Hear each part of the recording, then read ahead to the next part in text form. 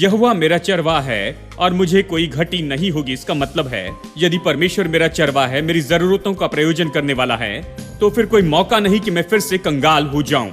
मैं पीछा छुड़ाता हूं गरीबी की उस मानसिकता से अभी और सदा सदा के लिए। ये मेरे लिए संभव नहीं कि मैं कंगाल हो जाऊं, क्योंकि मैं प्रभु यीशु मसीह पर भरोसा करता हूं और वो मेरा चरवाहा है।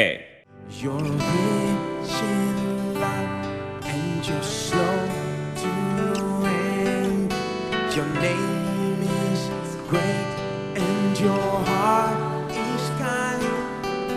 For all your goodness I will keep on singing. 10,000 reasons for my heart to find. Bless the Lord, oh my soul.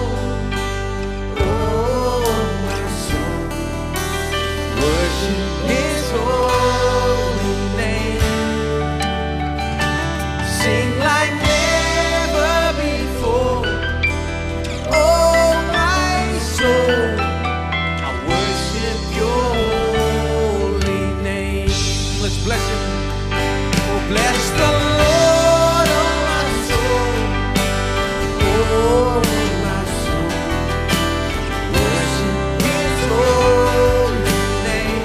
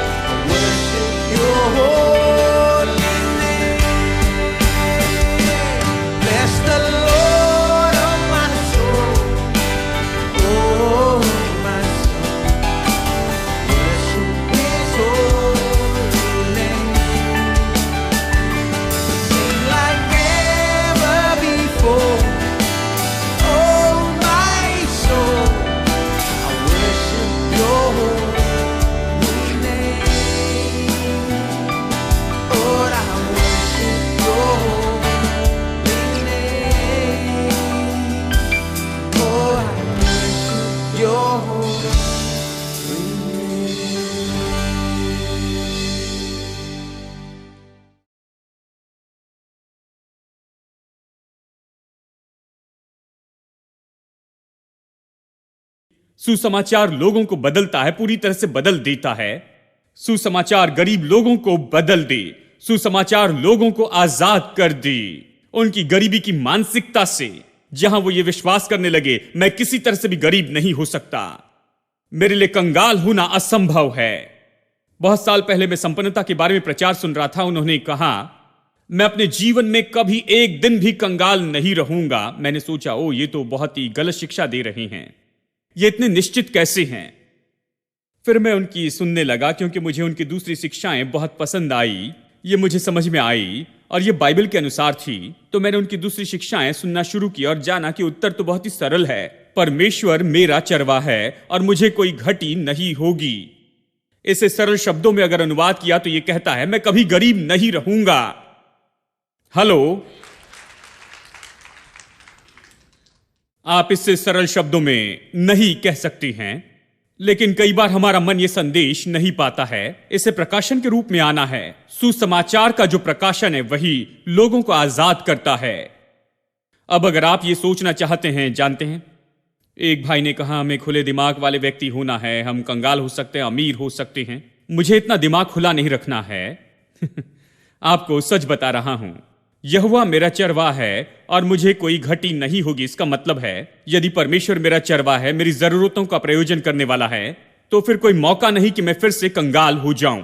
मैं पीछा छुड़ाता हूं गरीबी की उस मानसिकता से अभी और सदा सदा के लिए। यह मेरे लिए संभव नहीं कि मैं कंगाल हो जाऊं, क्योंकि मैं प्रभु यीशु मसीह पर भरोसा करता हूं और वो मेरा चरवाहा है।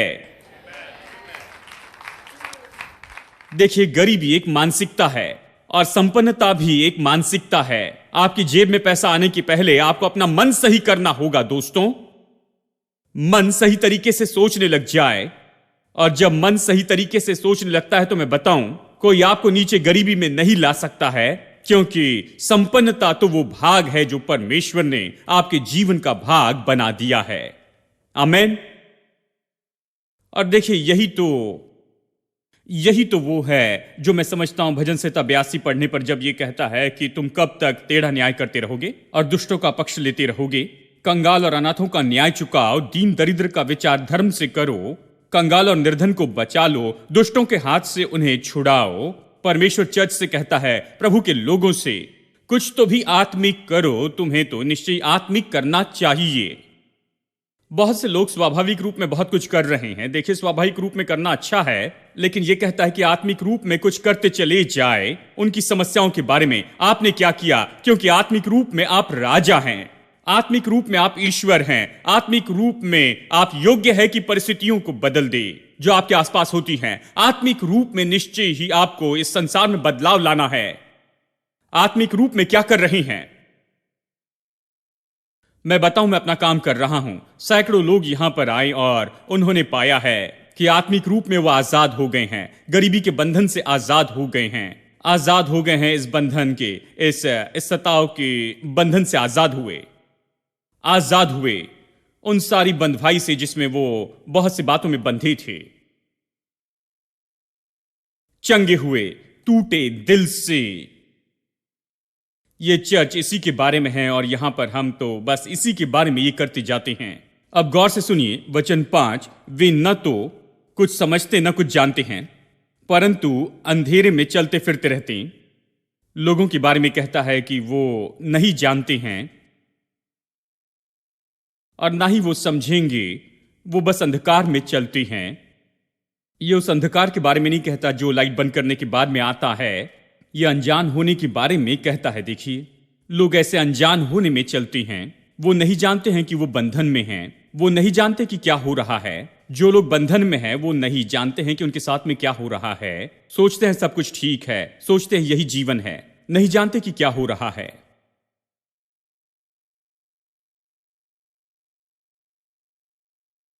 यही संसार की दशा है। वो बंधन में हैं और नहीं जानते हैं, वो इतने अनजान हैं, वो तो बस ऐसे ही अंधकार में है, सच्चाई को नहीं देख सकते, वो इसे नहीं समझ पाते हैं। संसार का एक ऐसा चित्र है, हम ऐसे ही संसार में जी रहे हैं। और आप इसके बारे में क्या करते हैं? हम जो सुसमाचार प्रचार करते हैं, हम जो आत्मिक रूप में करते हैं, ये उनकी आंखें खोलने वाला हो जाए, ये ज्योति लेकर आ जाए, ये ज्योतिर्मय कर दे, सच्चाई लाए कि उन्हें आजाद करे। अब इसे सुनिए, पृथ्वी की पूरी नींव हिल जाती है। देखिए, परमेश्वर ने इस पृथ्वी के लिए कोई नींव रखी है, जैसे सब कुछ होना चाहिए। प्रभु चाहता है कि यह सब कुछ ऐसे ही हो। पृथ्वी की नींव को तो परमेश्वर ने रखा है, लेकिन पतन के बाद में शैतान इन सारी बुनियाद को दूर करना चाहता है, वो इसे हटाकर अपनी बुनियाद रखना चाहता है। और इसलिए आज समाज पूरे भ्रष्टता से भरा है, आज समाज अन्याय से भरा हुआ है, आज समाज सताव से भरा हुआ है, क्योंकि यही तो उनकी बुनियाद हो गई है। ये उनका लालच है और स्वार्थ और ये सारी चीजें उनकी बुनियाद हो गई है। परमेश्वर ने जिसे बुनियाद के रूप में रखा उसके बजाय अब पृथ्वी की जो नींव है वो हिलाई जाती है। मतलब समस्या है, सब कुछ गलत हो गया है। वो कहता है, चलिए मरकुस रचित सुसमाचार में चलती हैं और चलिए यहां से मैं आपको एक उदाहरण देता हूं कि कैसे हम इन बातों से निपटे जैसे संसार में रहते हैं। यहां एक महान उदाहरण है मरकुस अध्याय 4 में। चलिए वचन 35 से शुरू करते हैं। हम वचन का बड़ा भाग पढ़ेंगे, लेकिन मैं इसे समझाते रहूंगा। उसी दिन जब सांझ हुई तो उसने चेलों से कहा, आओ हम उस पार चले। और वे भीड़ को छोड़कर जैसे वो था वैसे उसे नाव पर साथ ले चले, और उसके साथ और भी नावें थी। तब बड़ी आंधी आई और लहरें नाव पर यहां तक लगी कि वो पानी से भरी जाती थी।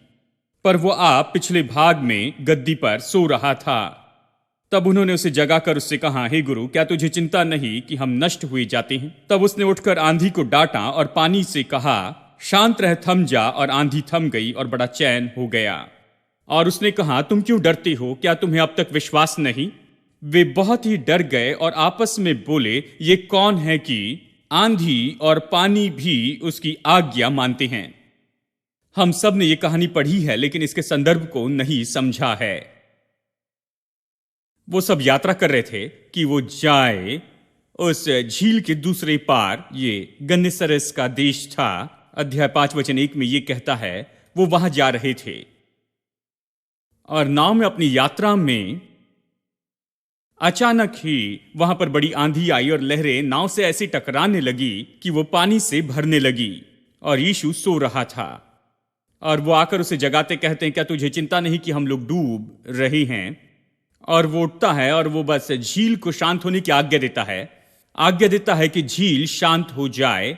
हवा थम जाती है और बड़ी शांति होती है। अब तक तो आंधी चल रही थी लेकिन अभी अचानक ही बड़ी शांति होती है।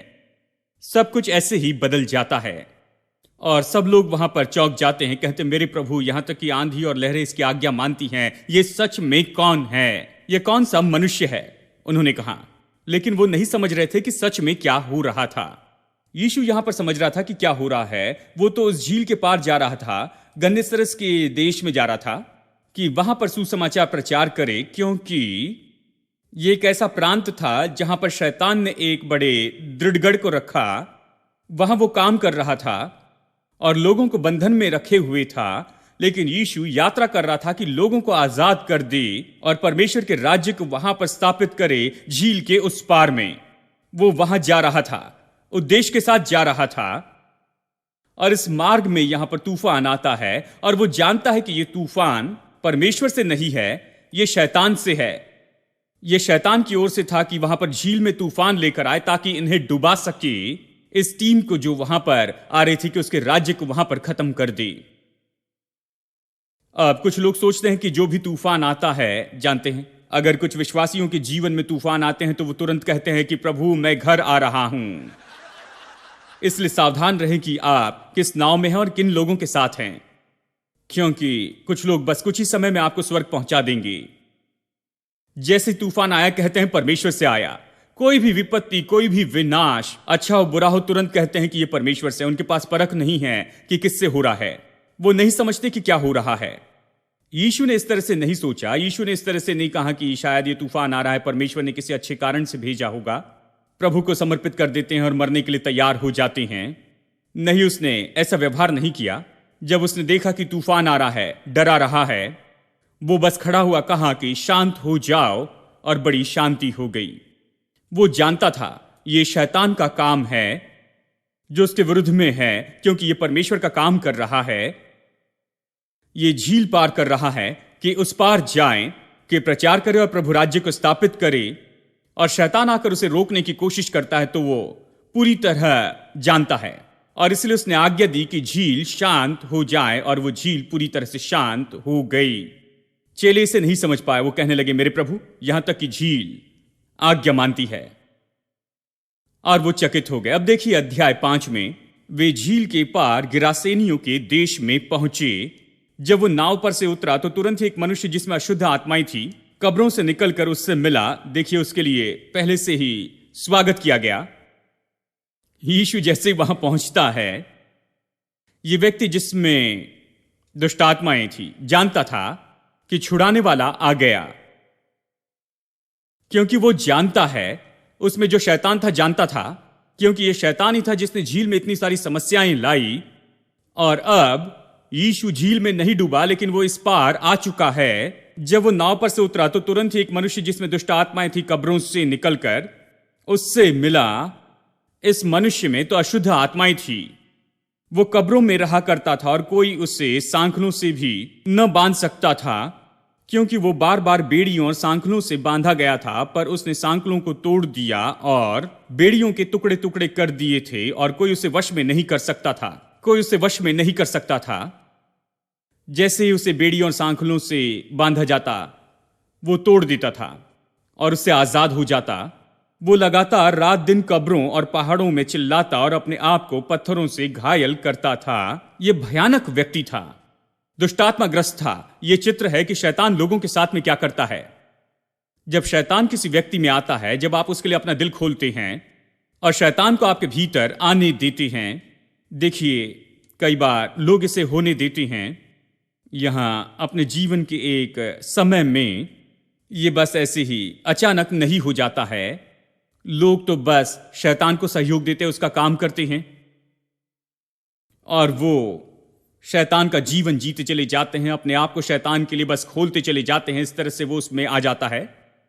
वो धीरे धीरे इसे खोलते जाते हैं और कई बार क्या होता है, वो अपना दिल शैतान के लिए मानो खोल देते हैं और शैतान भीतर आकर उन्हें जकड़ लेता है।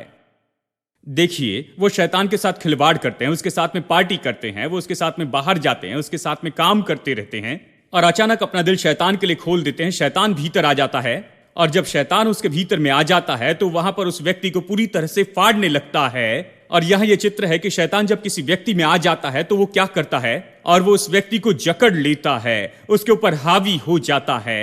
ये तो बिल्कुल सिद्ध चित्र है। ये तो खुद को फाड़ते जाता है।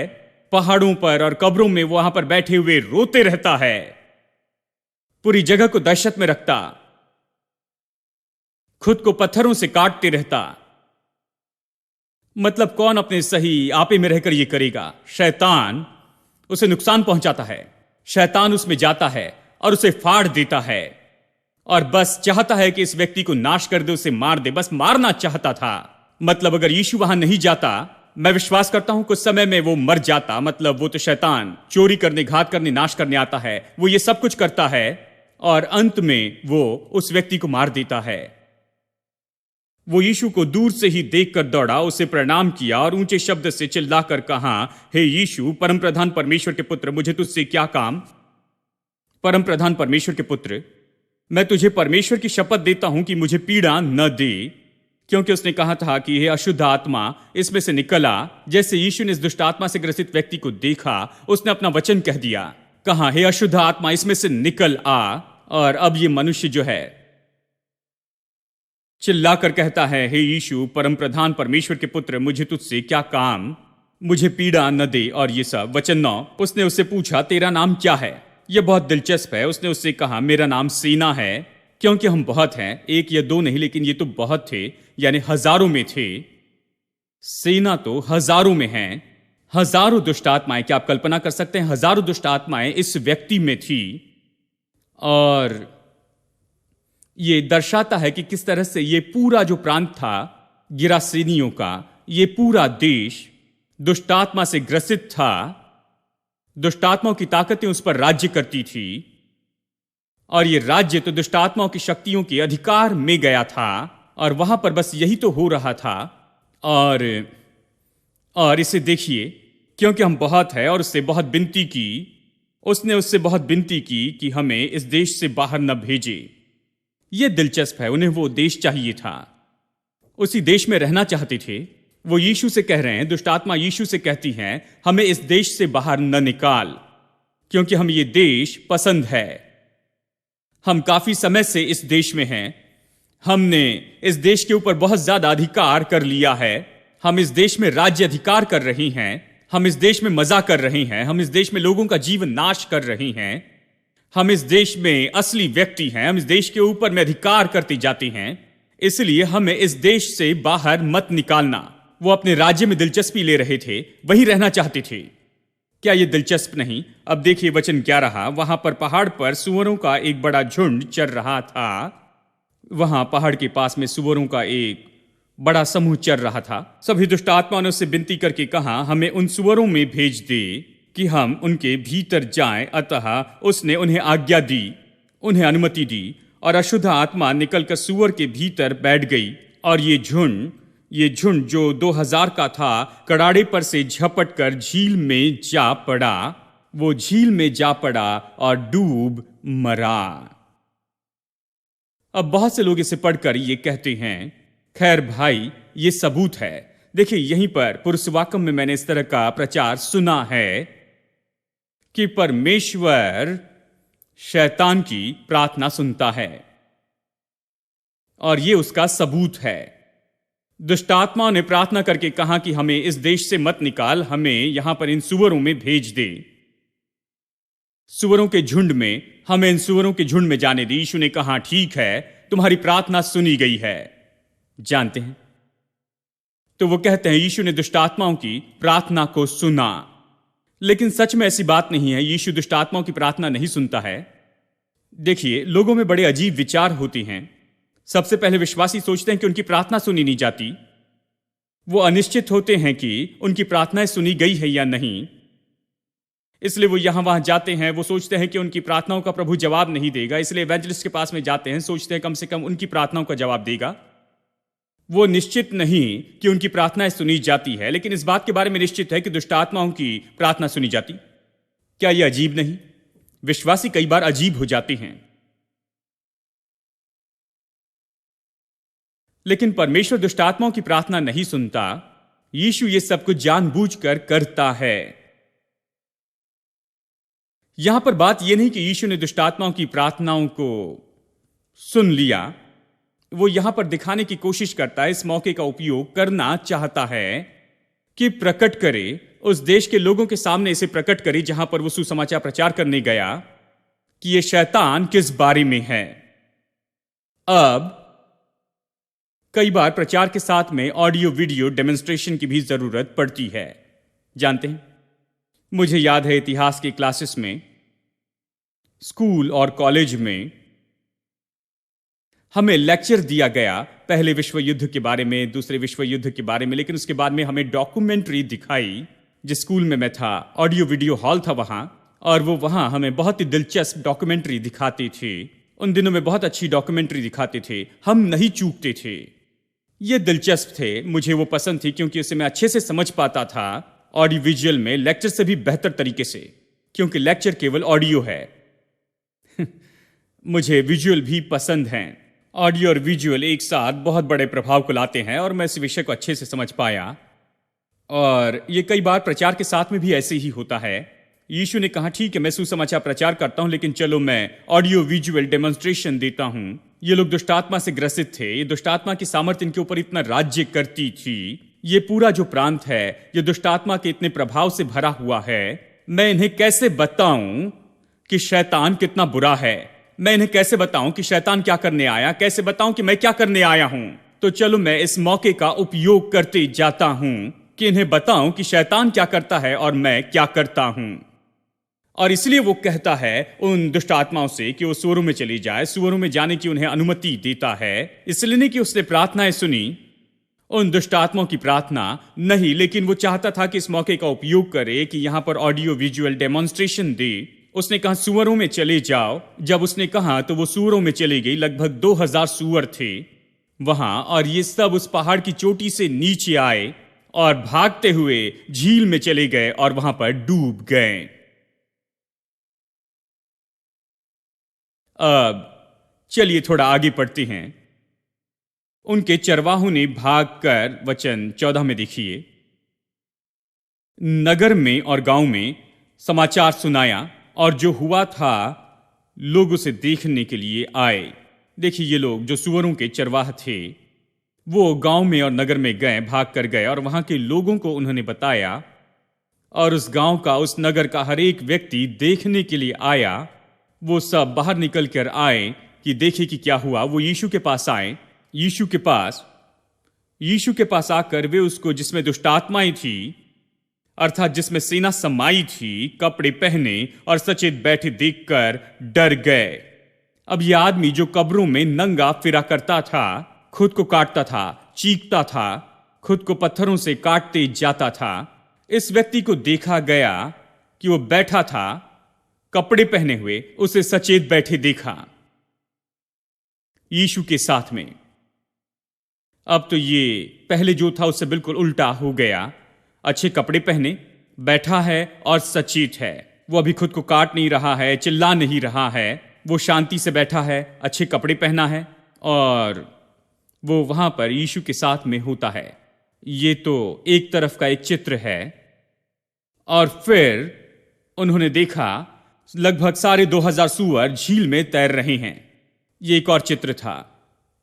यहां पर देखा कि ये मनुष्य बैठा है, यीशु के साथ कपड़े पहने हैं, पूरा सचेत है, और सूअर झील में तैर रहे हैं। कितना अद्भुत ऑडियो वीडियो डेमोन्स्ट्रेशन है। यीशु उन्हें दिखा रहा था, मैं यही करने के लिए आया हूं। इस व्यक्ति को देखो, ये पहले कैसे था और अब ये कैसा है। देखो, यही तो मैं तुम में से हर एक व्यक्ति के लिए कर सकता हूं यदि तुम मुझ पर भरोसा करते हो, मुझ पर विश्वास करते हो। मैं बिल्कुल यही तो करूंगा। मैं तुम्हारे जीवन के ऊपर के शैतान के सारे बंधन और सांखले तोड़ दूंगा और तुम्हें आजाद करूंगा।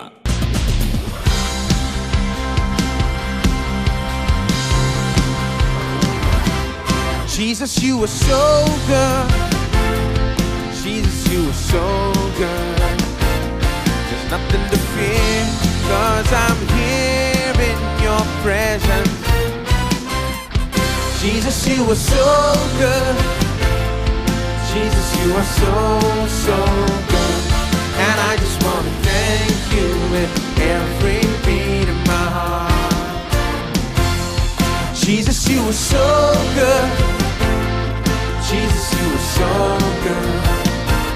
There's nothing to fear, 'cause I'm here in your presence. Jesus, you are so good. Jesus, you are so, so good. And I just want to thank you with every beat of my heart. You've given me eternal life, your word to light my way. You've given me a spirit with new mercies every day. Jesus, you are so good. Jesus, you are so good. There's nothing to fear, 'cause I'm here in your presence. Jesus, you are so good. Jesus, you are so, so good. And I just want to thank you in every beat. You've given me eternal life. You've given me eternal life. And your word to light my way. You've given me spirit with new mercies every day. Jesus, you are so good. Jesus, you are so good. There's nothing to fear, 'cause I'm here in your presence. Jesus, you are so good. Jesus, you are so